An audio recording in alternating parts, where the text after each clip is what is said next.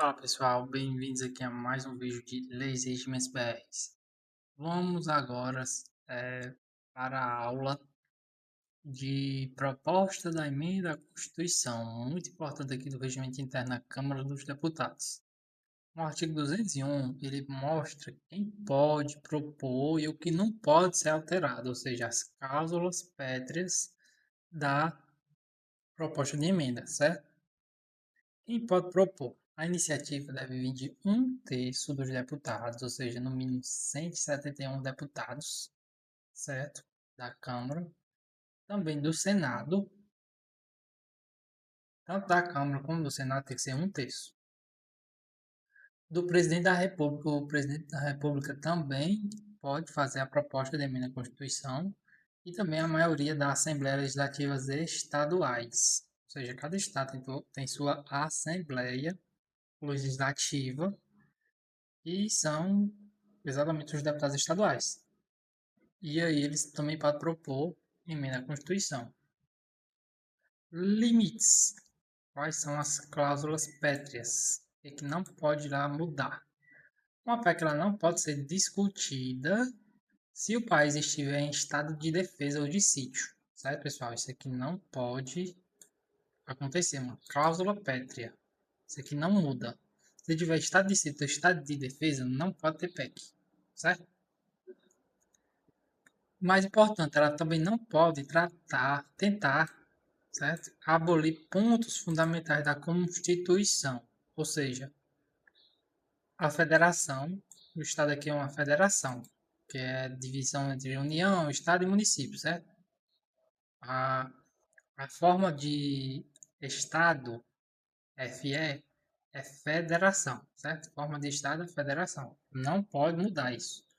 O voto também é direto, secreto, universal e periódico, ok? Muitas bancas gostam de confundir isso aqui, ó. Mas isso aqui não pode mudar também. Não pode alterar no PEC. O voto tem que ser secreto, tem que ser direto, tem que ser universal e tem que ser periódico. Também não pode mudar a separação dos poderes, ok? Poder executivo, legislativo e judiciário. Tem os três poderes. Não pode ter uma cláusula pétrea juntando pelo menos dois poderes, entendeu? Não pode. Também sobre os direitos e garantias individuais que já estão consolidados na Constituição. Cai toda prova tem uma questão disso aqui. Direitos e garantias individuais. É para o cidadão ter consciência dos seus direitos e garantias. Então, não pode mudar o que já foi colocado no texto. Okay? O que pode fazer? Pode incluir outros, certo? Tramitação da PEC. A PEC. O que faz para a PEC tramitar? Primeiro tem que ter admissibilidade, que é a que é a Comissão de Constituição, Justiça e Cidadania, certo? Ela é enviada para saber se tem alguma inconstitucionalidade daquele projeto, certo? E a comissão ela tem até 5 sessões para decidir se a PEC é constitucional ou não. E se respeita também aquelas cláusulas pétreas que eu coloquei lá em cima, ok? Se a CCJ rejeitar, o autor pode tentar também levar a discussão para o plenário, ok? Como é nessa comissão especial, essa comissão de mérito? Ó, se a PEC ela for admitida pela CCJ, é criada uma comissão especial para analisar o mérito, ou seja, o conteúdo da proposta. Aí tem a emenda na comissão. Os deputados ele podem apresentar emendas, ou seja, sugerir mudanças naquela comissão especial, certo? Nas próximas 10 sessões. Naquelas primeiras 10 sessões é porque o projeto de lei, a Constituição, ele é muito debatido, muito. E até algumas greves que acontecem, né, em relação ao trabalho, ao rumo do governo, sempre tem uma grevezinha, porque é muito difícil tramitar e ser aprovada no mesmo ano, certo? É muito difícil uma PEC ser aprovada. Só se for uma PECzinha que não vai influenciar em muita coisa, ou então uma PEC urgente, aí tramita. Mas para passar é muito rigoroso. Ó, como eu estava dizendo, a aprovação é rigorosa, tem que ter um quórum de 3/5 do voto dos membros da Câmara, certo? Com cerca de 308 deputados tem que votar. E esse voto é nominal, ou seja, aberto.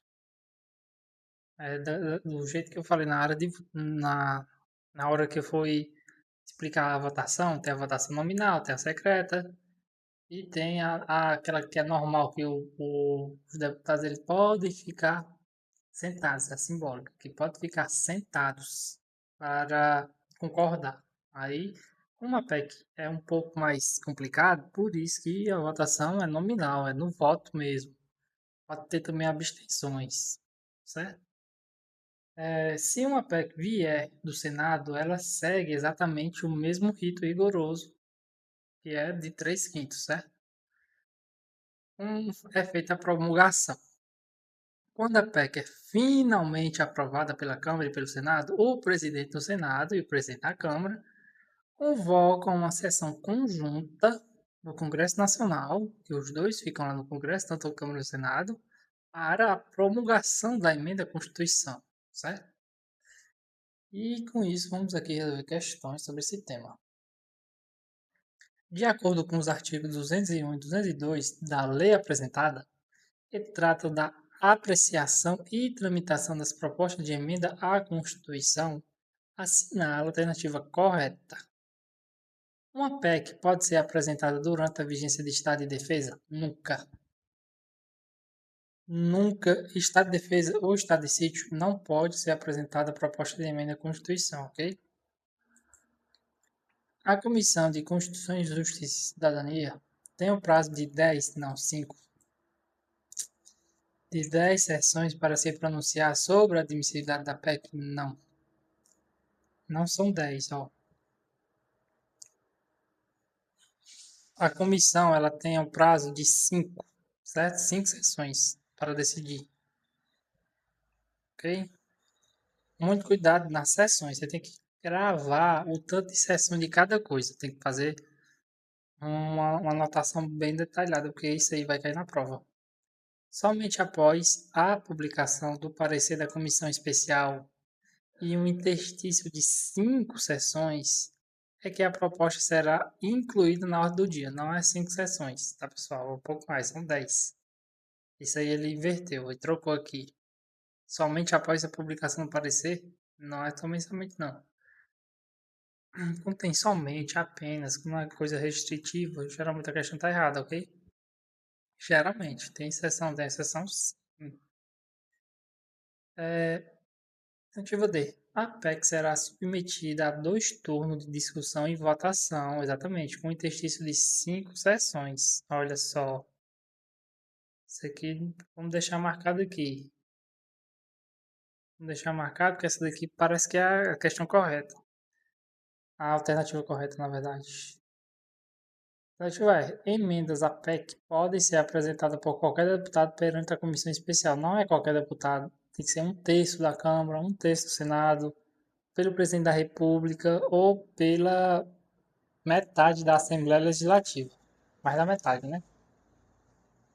Então, ficamos aqui com a letra D.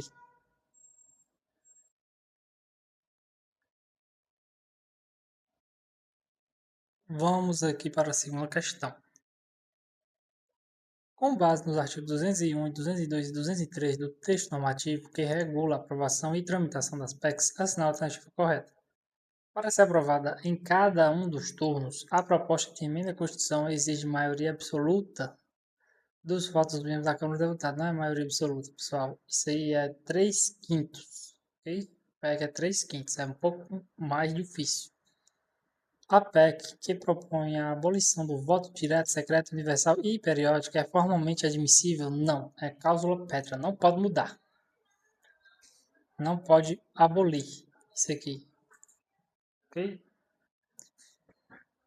Alternativa C. Se a PEC for inadmitida pela Comissão de Constituição e Justiça e Cidadania, a decisão é terminativa. e a proposta será arquivada, não é terminativa, ela pode ter recurso para o plenário, ok? O plenário pode recorrer disso aqui.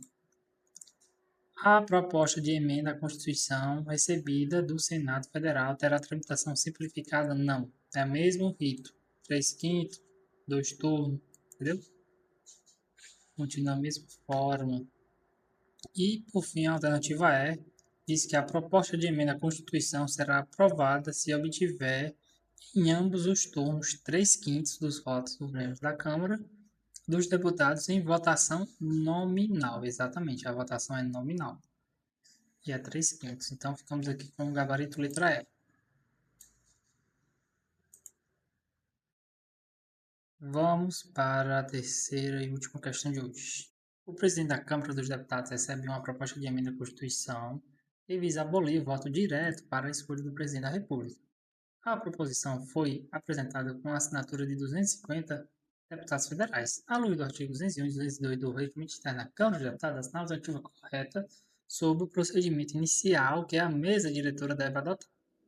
Alternativa A. A PEC cumpriu o requisito de assinatura, terça parte dos deputados, e deve ser despachada para a comissão especial para o exame de mérito, pois a admissibilidade é automática.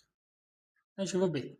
A proposta deve ser imediatamente arquivada por despacho do presidente, pois seu objetivo, a abolição do voto direto, é uma cláusula pétrea, sendo, portanto, inadmissível. A PEC, alternativa C. A PEC será despachada à Comissão de Constituição e Justiça e de Cidadania, que se pronunciará sobre a admissibilidade do prazo de 5 sessões. Alternativa D. A matéria será submetida a 2 turnos de discussão e votação imediatamente, pois o número de assinaturas garante a aprovação do plano.